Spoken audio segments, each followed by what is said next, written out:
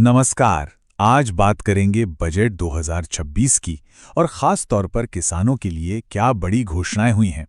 इस वीडियो को अंत तक ज़रूर देखें क्योंकि हम इन घोषणाओं का मतलब और इनका असर समझने वाले हैं।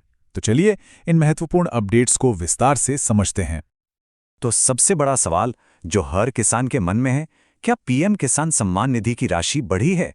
चलिए देखते हैं इस बजट में इसका क्या जवाब मिलता है। जी हाँ, बिल्कुल।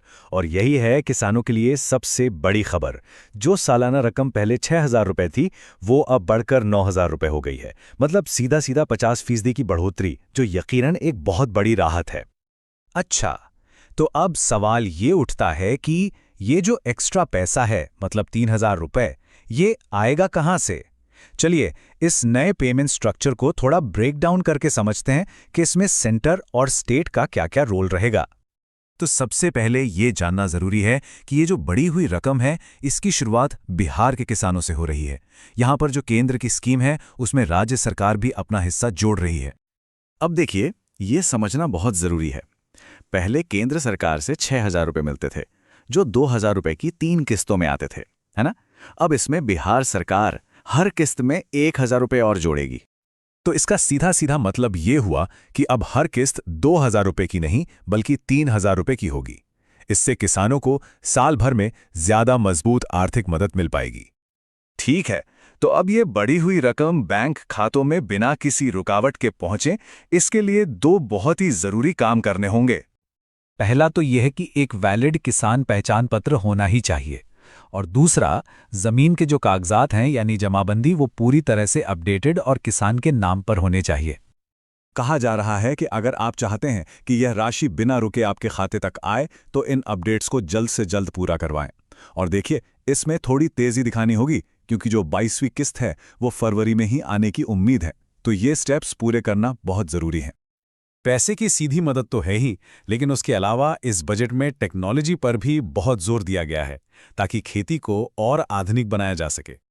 और इसी कड़ी में एक बहुत बड़ी घोषणा हुई है, भारत विस्तार एग्री टूल की। आप इसे एक तरह का डिजिटल असिस्टेंट समझ सकते हैं, जो देश भर के किसानों की मदद के लिए बनाया गया है। तो सवाल है कि ये एआई टूल किसानों की मदद करेगा कैसे? देखिए, ये फसल चुनने में डिजिटल मदद देगा, मिट्टी और मौसम की एकदम सटीक जानकारी देगा, यहाँ तक कि मॉनसून और बारिश का भी सही सही अनुमान लगाएगा। और ये सब आईसीएआर के साथ मिलकर होगा, मतलब वैज्ञानिक सलाह भी मिलेगी। इससे होगा क्या? फसल की पैदावार बढ़ेगी, खासकर उन किसानों को भी फायदा होगा जो अपनी मिट्टी की जांच नहीं करवा पाते। बजट का फोकस सिर्फ पारंपरिक फसल तक ही नहीं है, बल्कि खेती से जुड़े दूसरे जरूरी सेक्टर्स को भी आगे बढ़ाने पर है। जैसे बागवानी की बात करें तो अखरोट, काजू और नारियल जैसी जो महंगी फसलें हैं, उन पर खास ध्यान दिया जा रहा है। और जब पुराने बाग हैं जिनकी पैदावार कम हो गई है, उन्हें फिर से तैयार करने के लिए ग्रांट्स भी दी जाएंगी। अब आते हैं पशुपालन पर। भारत वैसे भी दुनिया का सबसे बड़ा दूध उत्पादक है। इसी को और मजबूत करने के लिए डेयरी और पोल्ट्री सेक्टर के लिए एक नई क्रेडिट लिंक्ड सब्सिडी योजना लाई जा रही है। इसका सीधा फायदा दूध और मुर्गी पालन करने वाले किसानों को मिलेगा। मछली पालन में भी एक बड़ा बदलाव देखने को मिल रहा है। अब फोकस नीली क्रांति पर है। इसका मतलब जो तटीय इलाकों में मछली पकड़ने का काम होता है, उसे मजबूत किया जाएगा और साथ ही 500 नए जलाशय भी बनाए जाएंगे। इससे मछली पालक समुदायों के लिए नए मौके बनेंगे। तो हमने देखा कि अलग अलग सेक्टर्स को कैसे सपोर्ट किया जा रहा है, लेकिन ये सब मिलकर गांव की पूरी अर्थव्यवस्था को कैसे मजबूत करेंगे? चलिए अब इसे समझते हैं। इसके लिए एक नई योजना आ रही है, महात्मा गांधी ग्राम स्वराज योजना, जो 1 जुलाई 2026 से शुरू होगी। इसका मकसद साफ है, गांव के नौजवानों को गांव में ही रोजगार देना, ताकि उन्हें काम के लिए बाहर न जाना पड़े और पलायन कम हो। और ये जितनी भी कृषि से जुड़ी पहलें हैं, ये सब बिहार के अब तक के सबसे बड़े बजट का हिस्सा हैं।